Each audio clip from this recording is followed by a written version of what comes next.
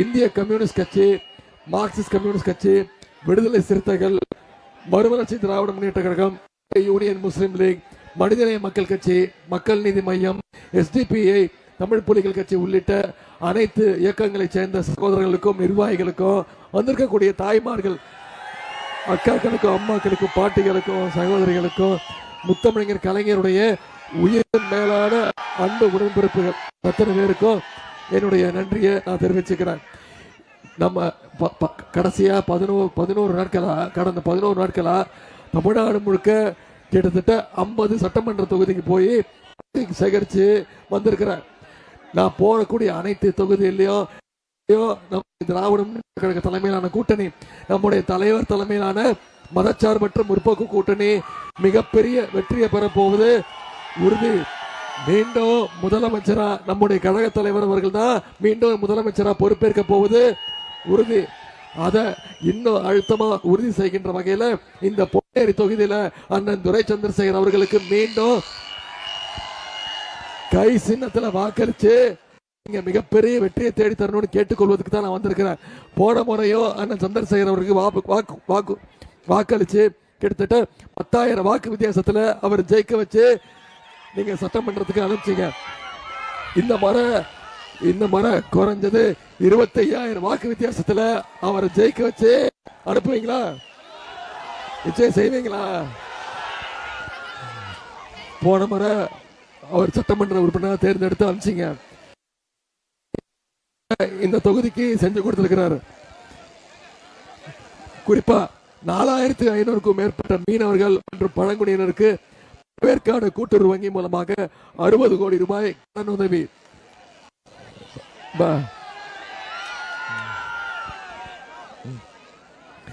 கொசஸ்தலையாறு ஆற்றில் 17 கோடி ரூபாய் மதிப்பீட்டில் ஒரு பாலம், பாதுகாப்பு பணி, சுவரமைக்கின்ற பணி, மீஞ்சூர் ரயில்வே மேம்பால பணிகள், சிறுவாபுரி சாலை விரிவாக்க பணிகள், பழவேற்காட்டில் வாய்க்கால் திட்ட பணிகள், பழவேற்காடு காட்டுப்பள்ளி சாலை அமைக்கின்ற பணி, 4 புதிய மீன்பிடி இறங்கு தளங்கள், பழவேற்காடு மீன் சந்தை மேம்படுத்தப்பட்டிருக்கு. போதுமா?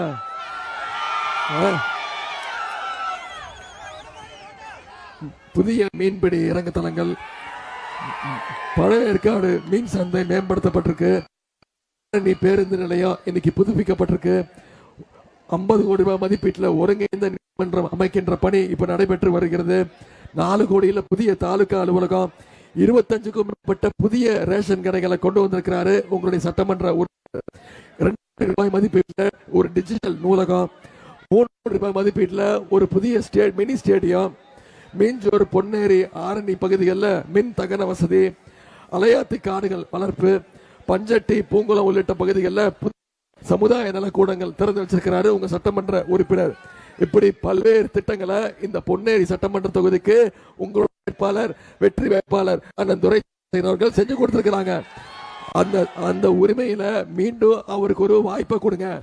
போன முறை 10,000 வாக்கு வித்தியாசம், இந்த முறை குறைஞ்சது 25,000 வாக்கு வித்தியாசத்துல அவர் ஜெயிக்க வச்சு சட்டமன்றத்துக்கு அனுப்புவீங்களா? நிச்சயம் செய்வீங்களா? ஒரு சில கோரிக்கைகளை மட்டும், ஒரு சில திட்டங்களை மட்டும் உங்களுக்கு ஞாபகப்படுத்த விரும்புறேன். போன சட்டமன்ற தேர்தலில் நம்முடைய தலைவர் சொன்ன திட்டங்கள் அதெல்லாம் செஞ்சு காட்டி இருக்கிறோம். அந்த உரிமையோடு இன்னைக்கு மீண்டும் மக்களை சந்திச்சு எங்களுக்கு மீண்டும் ஒரு வாய்ப்பு கொடுங்கன்னு கேட்க வந்திருக்கிறோம். போன முறை நாம சொன்ன ஒரு முக்கியமான திட்டம் மகளிருக்கு கட்டணமில்லா பேருந்து திட்டம். ஆட்சி அமைஞ்சோடனே நம்ம தலைவர் போட்ட முதல் கையெழுத்து மகளிருக்கு விடியல் பயண திட்டம், கட்டணமில்லா திட்டம். அதே மாதிரி 1ஆம் வகுப்பிலிருந்து 5ஆம் வகுப்பு வரை படிக்கக்கூடிய குழந்தைங்க அத்தனை பேரும் காலைல வந்தோடனே பசியோட படிக்க கூடாது. அவங்களுக்கு முதலமைச்சர் காலை உணவு திட்டம். ஒவ்வொரு நாளும் 20 குழந்தைங்க பயன்படுறாங்க.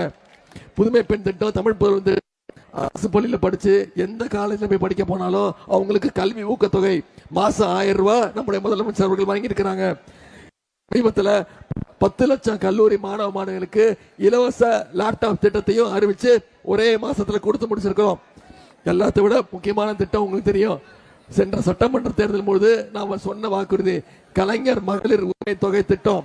இன்னைக்கு ஒவ்வொரு மாசமும் 1,31,00,000 மகளிருக்கு மாசம் 1000 ரூபாய் நம்முடைய தலைவர் கொடுத்திருக்கிறார். குறிப்பா இந்த மகளிர் உரிமை திட்டத்தை எப்படியாவது நிப்பாட்டணும்னு அதிமுகவும் பாஜகவும் முயற்சி பண்ணாங்க. ஆனா நம்முடைய தலைவர் என்ன பண்ணாரு, 3 மாசத்துக்கு சேர்த்து பிப்ரவரி மாசம், மார்ச் மாசம், ஏப்ரல் மாசம் சேர்த்து கோடை கால சிறப்பு நிதி 2000 5000 ரூபாய் 1,31,00,000 மகளிருக்கு நம்முடைய தலைவர் கொடுத்தாரு. இப்போ வாக்குறுதி கொடுத்திருக்கிறோம். என்ன, மீண்டும் திராவிட மாடல் 2.2 ஆட்சி அமைஞ்சோன்னு மகளிர் உரிமை தொகை 1000 ரூபாய்ல உயர்த்தி 2000 ரூபாய் தரேன்னு வாக்குறுதி கொடுத்திருக்கிறோம். ஓஏபி 1200ல 2000 ரூபாய் உயர்த்தி தருவோம்னு வாக்குறுதி கொடுத்திருக்கிறோம். கல்வி ஊக்கத்தொகை 1000 இல்ல 1500 உயர்த்தி தரப்படும் வாக்குறுதி கொடுத்திருக்கிறோம். அடுத்த 5 வருஷத்துல 10 லட்சம் கலைஞர் கனவு இல்லம் கட்டப்பட்டு 10 லட்சம் பேருக்கு வீடு தருவோம்னு வாக்குறுதி கொடுத்திருக்கிறோம். காலை உணவு திட்டம் 5ஆம் வகுப்பு வரைக்கும் இல்ல 8ஆம் வகுப்பு வரைக்கும் உயர்த்தி தருவோம்னு வாக்குறுதி கொடுத்திருக்கிறோம். இப்படி பல்வேறு வாக்குறுதி கொடுத்திருக்கிறோம். அடுத்த 5 வருஷத்துல கல்லூரி படிக்கக்கூடிய அனைத்து கல்லூரி மாணவ மாணவிகளுக்கும் 35 லட்சம் லேப்டாப்புகள் வழங்கப்படும் அப்படின்னு வாக்குறுதி கொடுத்திருக்கிறோம்.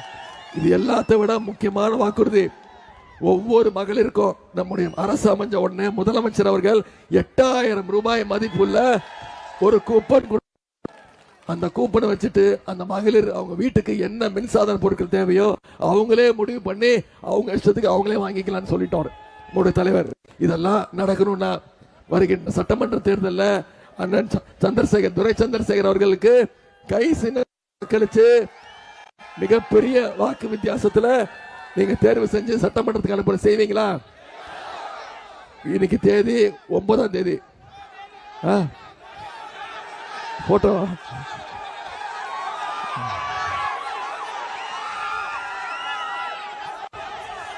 போட்டோ கேட்கிறேன்.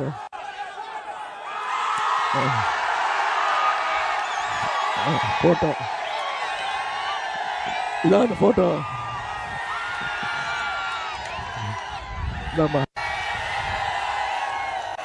நானே மறந்தாலும் நீங்க விட மாட்டேங்கிறீங்க. அதாவது நானே மறந்தாலும் நீங்க விட மாட்டேங்கிறீங்க. முசப்பேத்தி விட்டு போயிடுறீங்க.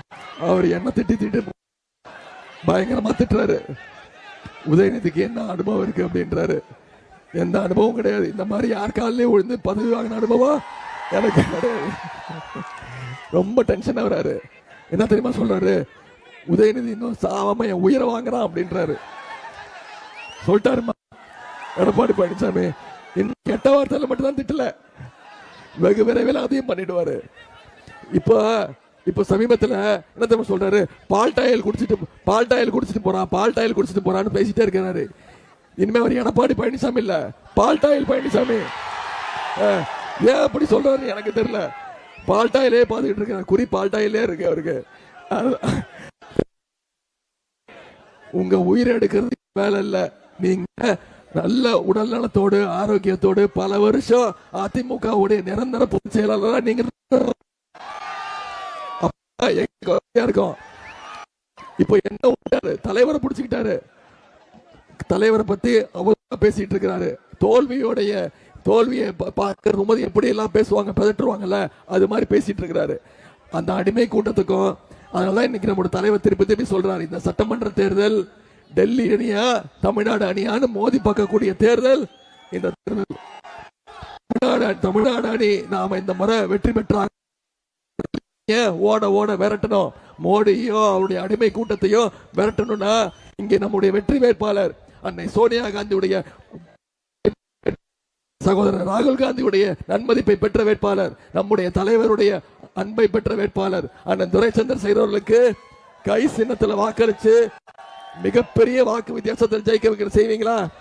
உங்களை எல்லாம் அன்போடு கேட்கிறேன், பண்போடு கேட்கிறேன், பாசத்தோடு கேட்கிறேன், உரிமையோடு கேட்கிறேன். உங்க வீட்டு இன்னும் பெருமையா சொல்லணும், தலைவரோட மகனாக இருந்து கேட்கிறேன். இன்னும் பெருமையா பொறிப்பா சொல்லலாம், முத்தமிழ் கலைஞருடைய பேரனாக இருந்து கை சின்னத்தில் வாக்களிச்சு அண்ணன் துரை சந்திரசேகர் அவர்களை மிகப்பெரிய வாக்கு வித்தியாசத்தில் ஜெயிக்க வச்சு அனுப்புங்க. உங்களுடைய அன்புக்கும் வரவேற்புக்கும் நன்றி.